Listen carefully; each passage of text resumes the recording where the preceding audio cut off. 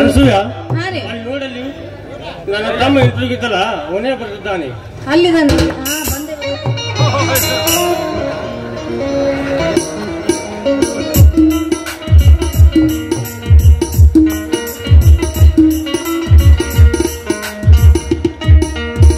ಸಹೋದರ ಈಗ ಬಂದೇನಪ್ಪ? ಈಗ ಬಂದೆ. ಈಗ ಬಂದೇನಪ್ಪ ಮೈನ್ನ. ಹೌದತ್ತಿಗೆ ಈಗ ಬಂದೆ. ಏನಾಯ್ತಪ್ಪ ನೀವು ಹೋದ ಕೆಲಸ? ಮಣ್ಣು ಪಾಲಾಗಿ ಹೋಯ್ತು ನಾನು ಹೋದ ಕೆಲಸ. ಅಂದರೆ ಹಳ್ಳಿಯಿಂದ ದಿಲ್ಲಿವರೆಗೂ ನಾವೇ ಪುಂಡರನ್ನು ಮೆರೆಯುವ ಅನೇಕ ಭ್ರಷ್ಟರಿದ್ದಾರೆ ಈ ಜಗದಲ್ಲಿ. ಅವರ ಕೈಯಲ್ಲಿ ಅನ್ಯಾಯ ಎಂಬ ಅನಿವಾರ್ಯ ಕೈಯಲ್ಲಿ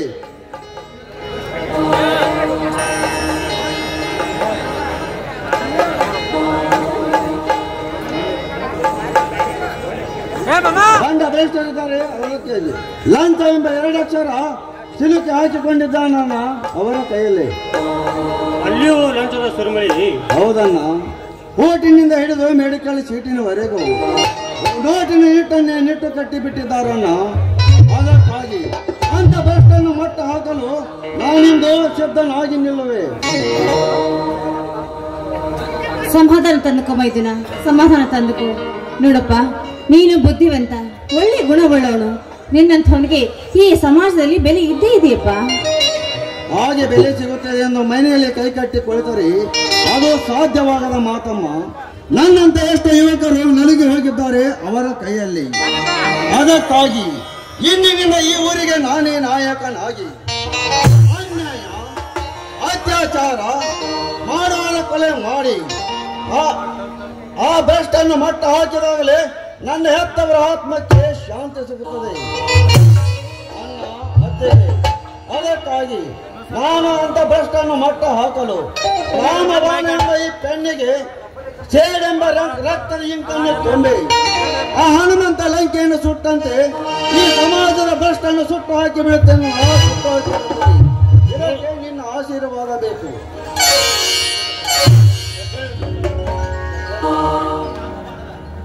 ಆ ರಾಮಾಯಣದ ಮಾತು ಎಂದು ಸುಳಿಯುವ ಸಹೋದರ. ಆ ಶ್ರೀರಾಮಚಂದ್ರನಂತೆ ಬಡವರ ರಕ್ಷಣೆ ಆಗಬೇಕು. ಈ ರಾಜ್ಯ ರಾಮರಾಜ್ಯವಾಗಬೇಕು. ನೀ ಏನು ಮಾಡುತ್ತೆ ಎಂದು ಬಿಡಿಸಿ ಹೇಳುತ್ತಮ್ಮ. ಸತ್ಯ ಅಸತ್ಯದ ಯುದ್ಧದಲ್ಲಿ ರಾಮರಾಜ್ಯವನ್ನು ಸತ್ಯ ಯುದ್ಧದಲ್ಲಿ ಸತ್ಯಾಶ್ರಯ ಪತ್ರಿಕೆಯನ್ನು ಮಾಡಲು ಹೋಗಿ ಮಡಿದು ಹೋದರು ನಮ್ಮ ಹೆತ್ತವರು. ಅಂತ ಭ್ರಷ್ಟನ್ನು ಮಟ್ಟ ಹಾಕಲು ನಾನಿಂದು ಸದಾ ಸಿದ್ಧನಾಗಿ ನಿಲ್ಲುವೆ. ಮತ್ತೇನ್ರಿ, ನನ್ನ ಮೈದಾನ ಅಂದ್ರೆ ಸಾಮಾನ್ಯ ನ್ಯಾಯನಗರ ರಾಜ ಹುಲಿ ಇದ್ದಾಗ. ನೀನು ಆಡಿದ ಮಾತನ್ನು ಕೇಳಿ ಮೆಚ್ಚುಗೆ ಪೋಷಿಸಿದ ಮಾತಿಗೆ ಡಾಕ್ಟರ್ ಹೇಳಿದ ಅದೇ ಎಂದಾಗಿ ನಾನು ಅದೇ ವಿಚಾರ ಮಾಡ್ತಾ ಇದ್ದೆ. ಸತ್ಯಾಶ್ರಯ ಪತ್ರಿಕೆ ಎಂಬುದು ಬಸವ ಜ್ಯೋತಿಯಂತೆ ಈ ನಾಡಿನ ಬೆಳಗಲಿ ಸೋದರ. ಹೌದು ಮೈದುನ, ಹೆತ್ತವರ ಕಂಡನ ಕನಸನ್ನ ನನ್ನ ಸಾಗಿಸಬೇಕು ಅಂತ ಹೋರಾಟ ಮಾಡ್ತಾ ಇದೀಯ.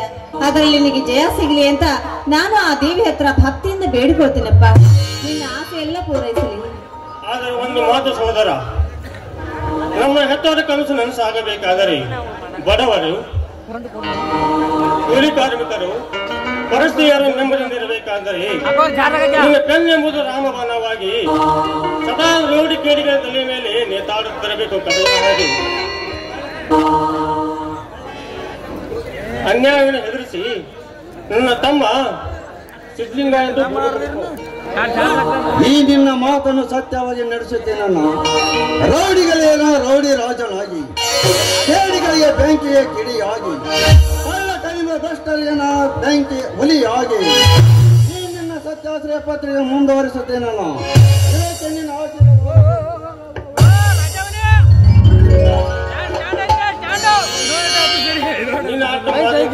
ಬಹಳ ಖುಷಿಯಾಯಿತು.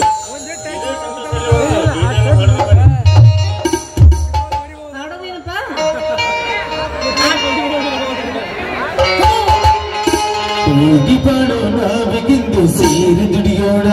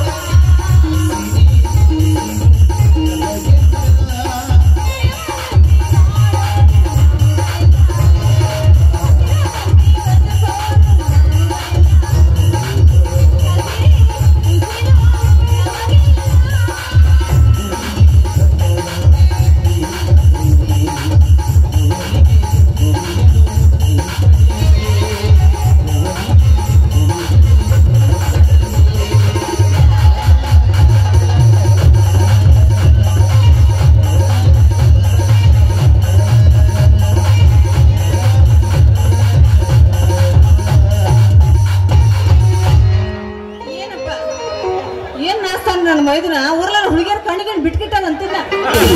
ಯಾವ ಹುಡುಗಿಯರ ಕಣ್ಣ ತಾಗದ ಇಲ್ಲಪ್ಪ. ನೋಡಿ ರಾಜ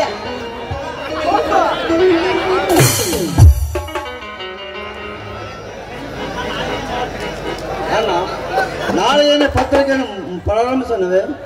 ಆಯ್ತಪ್ಪ.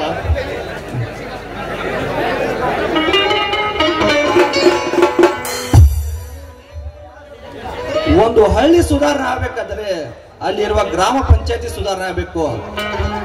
ಒಂದು ಗ್ರಾಮ ಪಂಚಾಯತಿ ಸುಧಾರಣೆ ಆಗ್ಬೇಕಾದ್ರೆ ಅಲ್ಲಿರುವ ತಾಲೂಕ್ ಪಂಚಾಯತಿ ಮೊದಲ ಸುಧಾರಣೆ ಆಗ್ಬೇಕು.